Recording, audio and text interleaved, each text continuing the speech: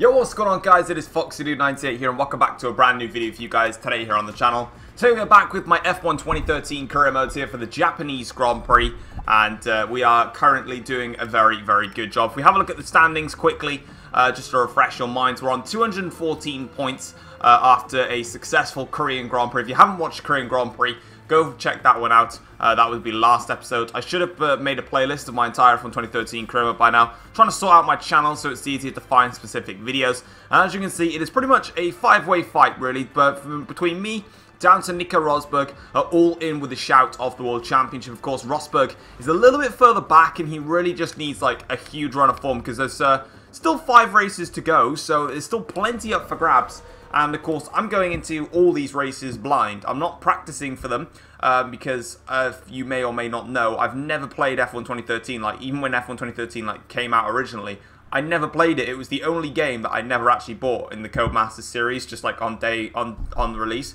because I just back then just didn't have any money, and then I just didn't want to get it after that. I wanted to get other stuff, so yeah, I'm going to be in the dark. So my qualifying is probably going to be terrible, as usual, but we'll see how we get on.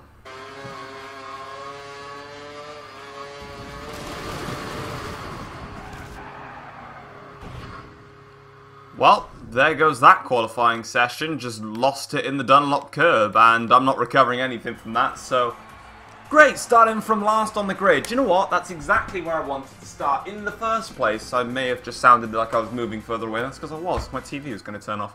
But yeah, that's exactly what I wanted. A, I haven't done any practice for this race, and B, I just go and spin it out on the Dunlop curb like a pillock, because, again, I haven't done these tracks. I don't know the handling models for these games, and I always learn that in the race. So I'm going to be starting last, so that's going to basically put my championship aspirations in tatters, but we'll see how we get on.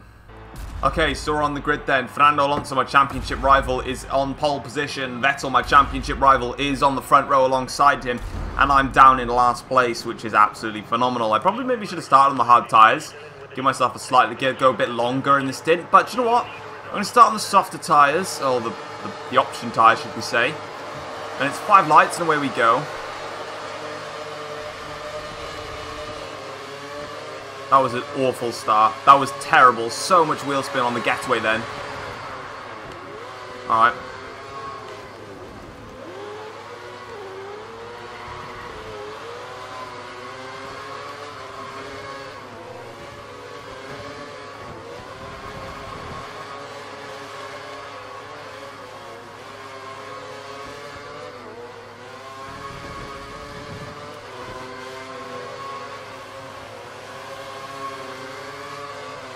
I've already made it further than I did in qualifying, so it's all good.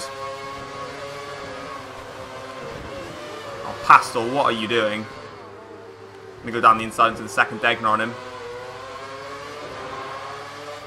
And try and secure this into the hairpin. Oops, I've smacked Perez. Please don't give me a penalty for that. We're good. Alright, cool. Closing in on Sergio. Let's try to be a bit more careful with our overtaking. We don't want to be given a penalty. I don't know if Perez is still alongside me or not. There he is. That was a very scruffy overtake, but we got it done, so it is what it is. I need to concentrate.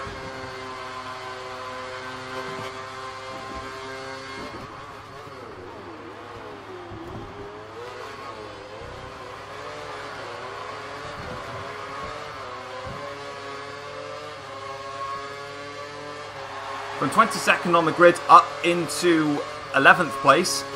Very solid start. I'll take that.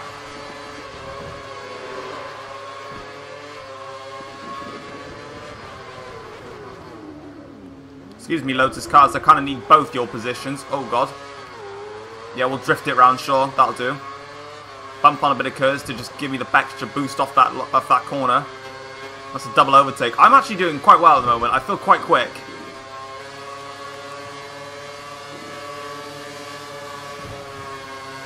Oh, come on, Paul, move. Got him now. There we go. Down the inside onto Resta. I don't think I'm going to... Oh, we got a safety car. Vettel's out. Vettel's had a problem somewhere. And we've got a safety car in this race. When's my pit window? Lap 6.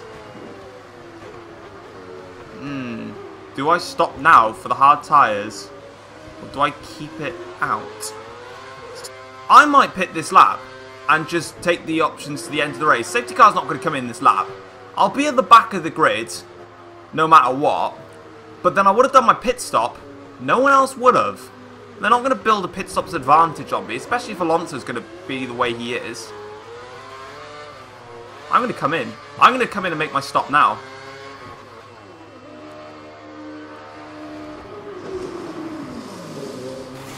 There we go. On to primes. Yep. Take those now. These prime tyres. Because the safety car's just going to come in at the end of this lap now. Gutierrez is making the same decision as me.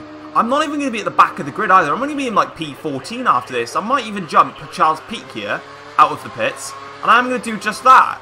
So I've gone from what? P7, P8 or P6, something like that. No, P7 I think I was. Down to P13. But I've done my pit stop now. No one else has. So I'm going to have a 20-second lead. And even if I struggle horribly on these tyres, surely no one's going to catch me. And I actually think I can do a last to first challenge here around Japan. After an awful qualifying in this specific corner right here, where I went off and spun in the gravel trap, I think I've just done a stroke of masterclass under the safety car. Here they all come into the pits to make their stops. Wrong choice, you should have pitted under the safety car. Not a good choice there, guys.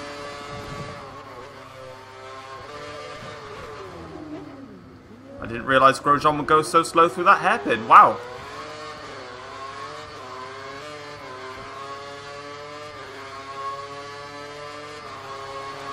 It's a 37.7. That's the fastest lap of the race so far. It has to be.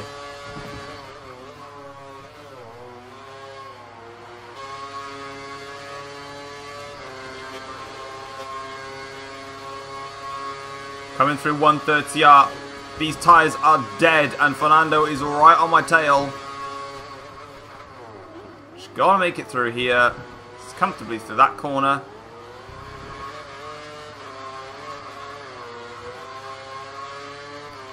Doesn't matter, Fernando. You can stay right behind me like that. That is from last on the grid. Victory at the Japanese Grand Prix. The safety car strategy worked perfectly. Vettel retiring.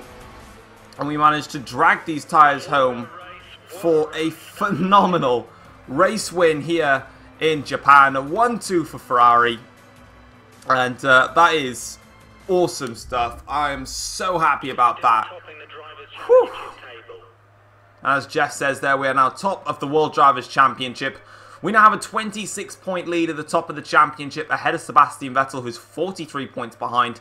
Hamilton 47 points back, and Rosberg 59 points back. Mathematically, Rosberg, myself, all the way down to Nico Rosberg, can still win the World Championship.